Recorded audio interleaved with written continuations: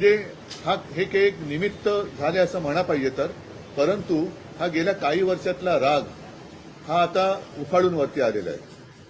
दुर्दैवाने आज मी वृत्तपत्रात वाचलं आणि कालच आपल्या माध्यमातून मी बघितलं की न्यायमूर्तींना किंवा न्यायालयाला या प्रकरणाकडे लक्ष द्यायला वेळ नाही असं ते म्हणाले.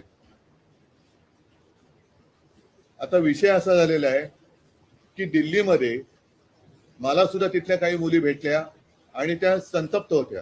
त्या सांगत होत्या की आमचे कपडे फाडले गेले, वाटेल तसं मारलं गेलं, काही ठिकाणी तर लाठ्या काठ्यांना खिळे लावून, गजलेले खिळे लावून मारलं गेलं, डोकी फोडली गेली.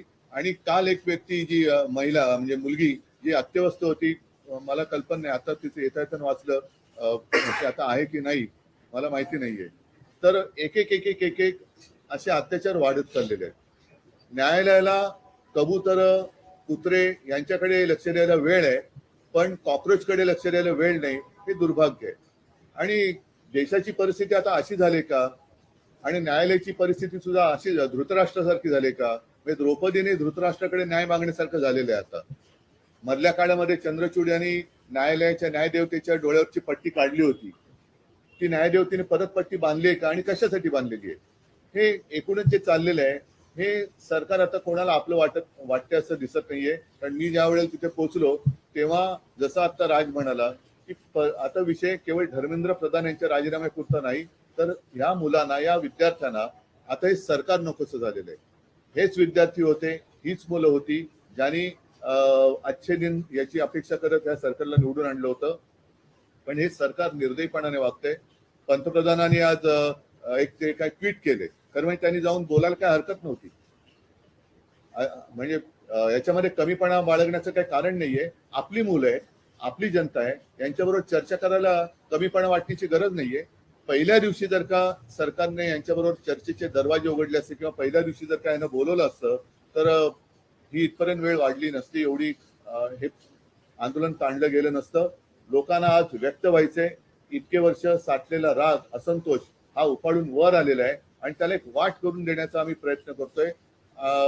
ही वाट करून देत असताना सर्वांना सांगतोय की कोणीही, कारण बरेच जण या असंतोषाच्या ठिणगीला वेगळं वळण लावण्याचा प्रयत्न करतायत.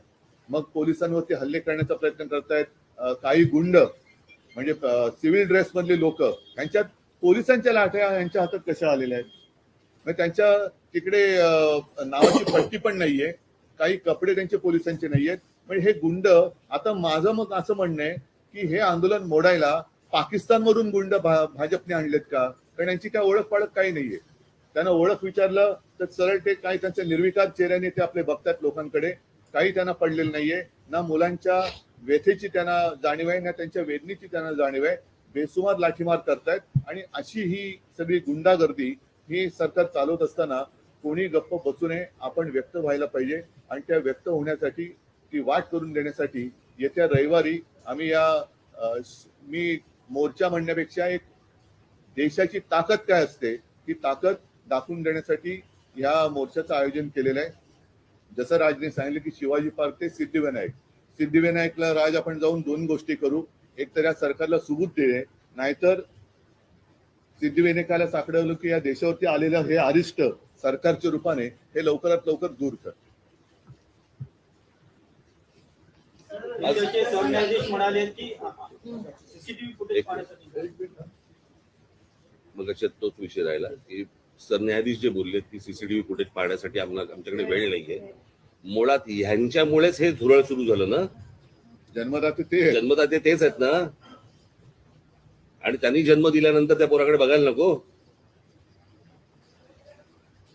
मी महाराष्ट्रामधले पोलीस ह्या सर्व आंदोलनकर्त्यांना चांगलं सहकार्य करतायत, काही त्रास देत नाहीयेत, काही गोष्टी झाल्यात. माझ्याकडे आता एक व्हिडिओ आलाय, मला असं वाटतं की मी तो आता मुंबई पोलीस कमिशनरना देखील पाठवलेला आहे. एका टॅक्सीतनं मुलं चालली होती आणि ती मुलं चालली असताना, टॅक्सीतनं नाही, पोलिसांच्या गाडीतून आणि तो पोलीस त्यांना सांगतोय त्या मुलांना की परत या एरियात जर दिसलात तर खिशामध्ये तुमच्या काय 5 ग्रॅमची पावडर टाकीन, 50 ग्रॅमची पावडर टाकीन, बरं का. म्हणजे पोलिसांकडे आता पावडर पण मिळायला लागली. पोलीस एजंट आहेत का पावडरवाले? मग हा पोलीस कोण ड्रग सप्लायर आहे का?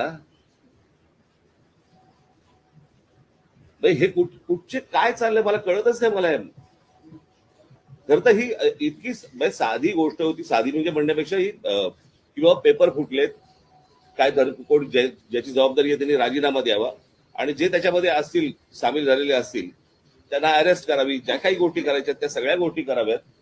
परत हे होणार नाही याची शाश्वती द्यावी आणि त्यांच्याशी चर्चा करावी. हे सगळं प्रकरण इथपर्यंत आलंच नसतं. बोला. यात एक प्रश्न असा आहे की नाही दिनेश नाही एक मिनिट. आज जे मोदीने ट्विट केले का काय केले मला कल्पना नाही की दोषींना सोडणार नाही.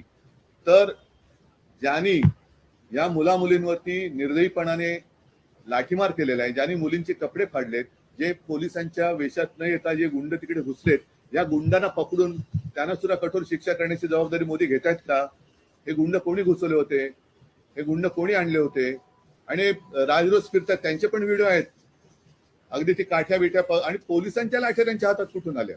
विरोधी मुख्यमंत्री देवेंद्र फडणवीस आणि जे.पी. नड्डा हे भाजपचे केंद्राचे नेते आहेत ते असं म्हणतात की विरोधी पक्ष हा विद्यार्थ्यांच्या खांद्यावर बंदूक ठेवून या विषयाचं राजकारण करतो.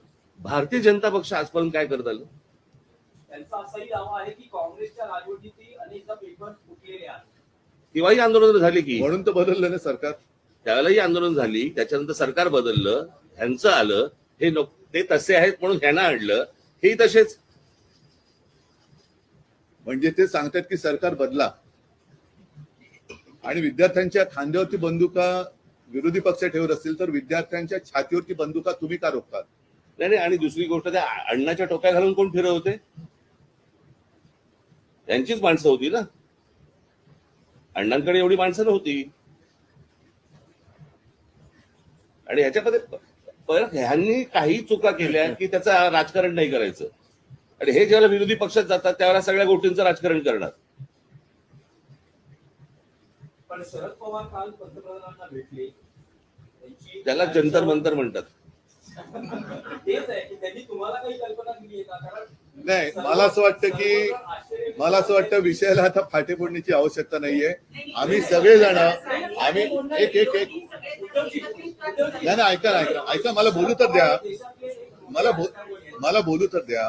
माझं म्हणणं काय आहे की जसं आज मी आणि राजा एकत्र आलेलोच आहोत, त्याच्या आधी सुद्धा मी सगळ्यांना आवाहन केलेलं आहे की ज्यांना देशाच्या भविष्याविषयी चिंता आहे. म्हणजे मी तिकडे गेल्यानंतर सगळे भाषिक तिकडे होते, सर्व धर्मीय तिकडे होते, हिंदू होते, मुसलमान होते, सगळे होते. आता ज्यांना देशाचं, कारण हा देश जर का आपला आहे तर देशाच्या भविष्याची ज्यांना चिंता आहे त्यांनी पंतप्रधानांना भेटून त्यांची एक चिंता व्यक्त केली असेल तर मला माहिती नाही. तर त्यांनी मुलांना भेटायचं, ते परवा तिकडे गेले होते. पंतप्रधानांनी आता मुलांना भेटण्याची गरज आहे. आणि नुसतंच असं जर का ढकलम गाडी चालणार असेल तर काय उपयोग नाहीये. नाही आता आपण जे म्हणालात, आम्ही रविवारी मोर्चा जाहीर केलेला आहे. तर रविवारी जर का पवार साहेब येत असतील, अगदी नरेंद्र मोदी येत असतील, देवेंद्र फडणवीस येत असतील, येऊ द्यात. म्हणजे विरोधी कशाला?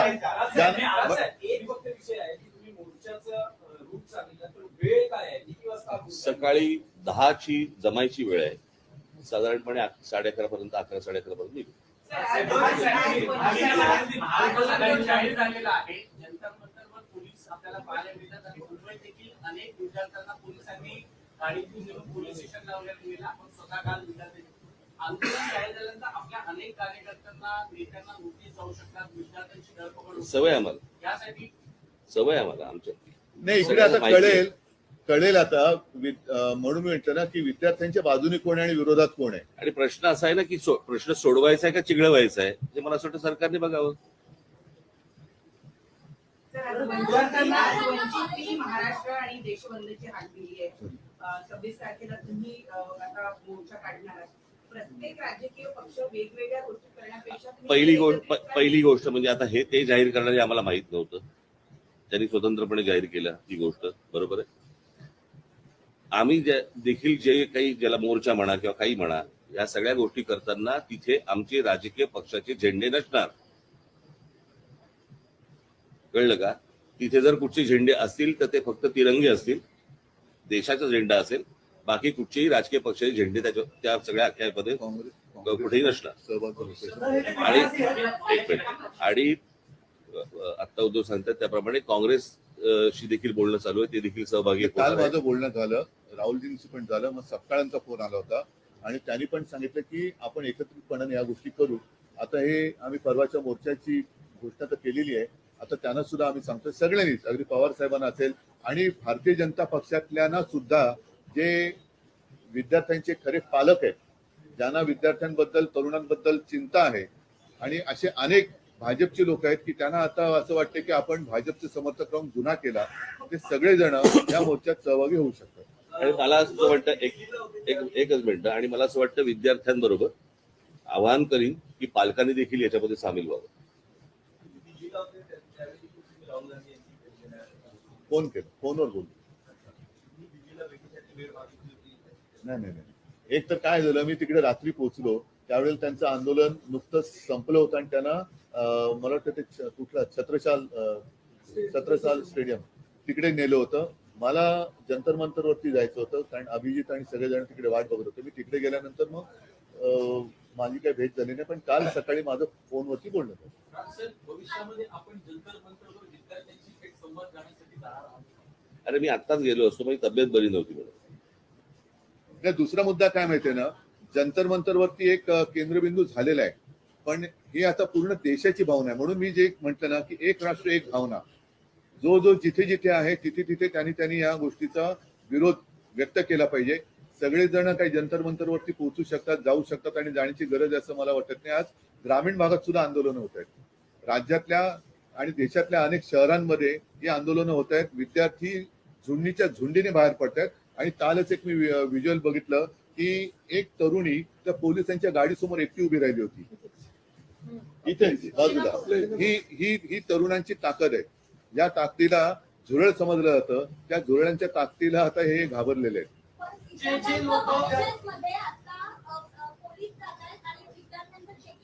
कुठे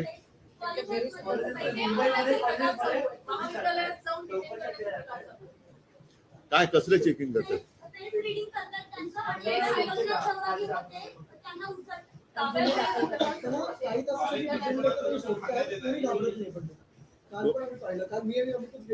आता देश भीतीच्या पलीकडे गेलेला आहे.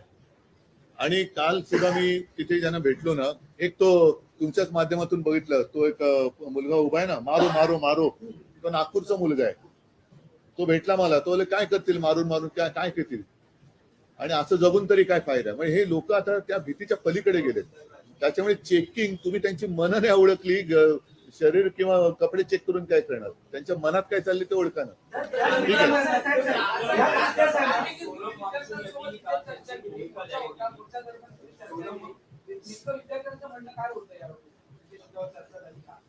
आलं नाही तुमच्यापर्यंत? त्यांनी व्हिडिओ काढले होते ना.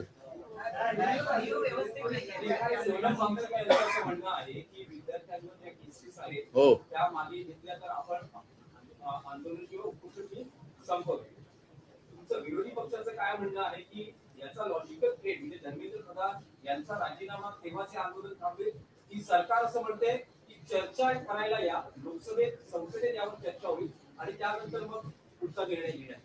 आता तिकडे नाही बघा, आता प्रत्यक्षात तिकडे काय चाललंय, कारण मी मागे प्रेस कॉन्फरन्स घेतली होती ना, मी इथेच बोललो होतो, मला वाटतं की काही वर्षांपूर्वी म्हणजे 2018 साली एक जेडी अगरवाल नावाचे गृहस्थ होते, ते गंगेसाठी उपोषणाला बसले होते. सरकारने लक्ष नाही दिलं. 115व्या दिवशी त्यांनी प्राण सोडला. गंगा आणखीन वाईट झाली. म्हणजे कोरोनाच्या काळात तर मग गंगेमध्ये मृतदेह पण सोडले गेले. या सरकार हे निर्दयी आहे. मी वांगचुकना त्यांना तिथून हलवण्याच्या आधी 1-2 दिवस आधी फोनवरनं बोललो होतो आणि मी त्यांना हेच सांगितलं होतं की आपण उपोषण सोडा, कारण उपोषण कोणासमोर करायचं, ज्यांना काहीतरी संवेदना आहे. या सरकारला संवेदना नाहीये. त्याच्यामुळे त्यांना असं वाटतं की अशी लोक गेलेली बरी, म्हणजे एकदा काय ते सगळं स्मशान शांतता होऊ द्या. पण तसं दिसत नाहीये. अनेक जण आता प्रत्येकाच्या मनामध्ये ही ठिणगी पेटलेली आहे. त्याच्यात तुमचा जो विषय आहे की धर्मेंद्र प्रधान, शेवटी मग जबाबदारी कोणाची आहे? जे जबाबदार आहेत त्यांना सोडणार नाही, मग धर्मेंद्र प्रधान पहिले जबाबदार आहेत, त्यांना का सोडताय? आणि धर्मेंद्र प्रधान पण कोणी एकेकाळी पेपर फुटीच्या विरुद्ध रस्त्यावर उतरले होते असं म्हणतात, जे आता विद्यार्थ्यांचं नशीब फोडतायत. राजसाहेब, तुम्हाला काय वाटतं की चर्चेतून सरकार म्हणते चर्चेला या, यातून मार्ग काढा, तुम्हाला असं वाटतं की चर्चेतून मार्ग हे सुरुवातीला करायला पाहिजे होतं ना. हीच गोष्ट उपोषणही झालं नसतं, लाठीचार्ज झाला नसता, मुलांनी मार नसता खाल्ला. काय झालंय आता घराघरामध्ये हे सगळं पोहोचलेलं आहे आंदोलन, त्याच्यामुळे सरकार आता बॅकफूट वरती गेलंय आणि म्हणून आता ते सांगतात की आमच्याशी चर्चा करायला या म्हणून. कळलं का? ज्यावेळेला शिखांनी, ज्यावेळेला त्या शेतकऱ्यांनी, ज्यावेळेला पंजाबच्या शेतकऱ्यांनी, हरियाणाच्या शेतकऱ्यांनी ज्यावेळेला मोर्चा काढला होता त्याला काय नाही रे बोलवलं? कारण तो प्रत्येक घरातला देशातला नव्हता विषय. आता त्यांना अंदाज आला या सगळ्या गोष्टींचा, त्यांच्याकडे पण यंत्रणा आहेच त्यांच्याकडे, की अंदाज आला की हे घराघरात पोहोचलंय आणि घराघरात पेटलंय. म्हणून आता हे आता बोलतात की आमच्याशी चर्चा करायला या. मणिपूरच्या प्रकरणात, त्या शिखांच्या प्रकरणामध्ये काही ट्विट केलं तर आढळलं का पंतप्रधानांनी? त्यांच्या लक्षात आलंय की हे आपल्या अंगलट आलेलं आहे आणि म्हणून ही आता सारवासारव सुरू आहे. आणि एक आता नाही एक मिनिट, तुम्ही जे आता सांगितलं ना, तुम्ही जे आता सांगितलं की आता घरोघरी जाऊन चेकिंग, कॉलेजमध्ये जाऊन चेकिंग, तर मी सरकारला आणि पोलिसांना एक नम्र विनंती करेन की तुम्ही आणखीन आग भडकवू नका. ही मुलं शांत आहेत, त्यांच्याशी नीट चर्चा करा. ही शांतता भंग करण्याचं काम पोलिसांनी आणि सरकारने करू नये. मुख्यमंत्र्यांना आजही शंका आहे, ते म्हणतात की अँटी-सोशल एलिमेंट, असामाजिक आम्हाला पण शंका आहे की आता सरकारमध्ये असे कोण परकीय शक्ती सामील झाल्यात का या मुलांना, देशाच्या विद्यार्थ्यांना चिरडण्यासाठी. आणि मी तुम्हाला सांगतो 26 तारखेला जर असे कोणी घुसवण्याचे प्रयत्न केले ना, फटकावून काढणार. कळलं का? शांततेने मोर्चा असेल, शांततेने या सगळ्या गोष्टी होतील, याच्यामध्ये कुठचीही हुल्लडबाजी नसेल, काहीच गोष्टी नसतील. पण उद्या जर समजा दिल्लीसारखं इथे काही करायचा प्रयत्न केला, घुसवले, इथे काही करायचा प्रयत्न केला, आमचे लोक सोडणार नाहीत. सर, हे सगळे उद्याचे मतदार आहेत, हे सगळे या सगळा आक्रोश जो आहे मला वाटतं तर मतपेटीतून दिसतो. कारण आधी आपण ते हा विषय मतपेटीचा नाहीये. पहिली गोष्ट तुम्ही लक्षात घ्या, आता हा विषय मतपेटीचा नाहीये, हा विषय कुठच्या निवडणुकांचा नाहीये, हा विषय त्यांच्या न्यायाचा.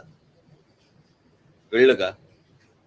उद्या परीक्षेला बसलेले हे सगळे विद्यार्थी उद्या विद्यार्थी आत्महत्या करतात, याचा अर्थ काय समजून घ्या ना. इथे मतपेटीचा विषय येतो कुठे? पण ज्या प्रकारचं देशामध्ये सत्ता राबवली जाते त्याच्या विरुद्धचा राग हा मला असं वाटतं प्रत्येक राज्यांमधून बाहेर येतोय. ही सर्वात महत्वाची गोष्ट आहे. पीएमच्या निवासस्थानी आंदोलन झालं, राजसाहेब, पीएमच्या निवासस्थानी आंदोलन झालं, पीएमच्या निवासस्थानी आंदोलन झालं. एकनाथ शिंदे असं म्हणतात की काय घातपात जाऊ दे, करायचं. त्यांची कुवत हे बघा त्यांच्या विरुद्ध, हे बघा आंदोलनाची तुलना अतिरेक्याची. त्यांच्या बरोबर तुम्ही त्यांच्या विरोधात काही बोललात की तुम्ही देशद्रोही असता, अँटी नॅशनल असता. कोणी केली अरे जाऊ दे, त्यांची कुवत आहे का? चल.